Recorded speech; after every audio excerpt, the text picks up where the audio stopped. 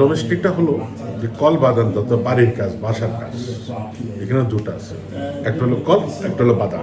Call হলো normally domestic বাড়ির কাজ, বিভিন্ন ধরনের কাজ আছে, ঘরের কাজ আছে, কারো সঙ্গ দিলেন, কারো কুশিনা করে দিলেন, কারো আপনার কোম্পানিয়া দিলেন, এগুলো সম্পূর্ণ হলো কলফের মধ্যে। আর বাদান্তে হলো যে অসুস্থ একজন লোকজন, ইনভালিড, যারা চলাফেরা করতে পারে না এবং বুড়াবুড়ি যারা, তাদের সব কিছু আপনাদের সহযোগিতা করা, সবটার নাম হলো বাদান্তে।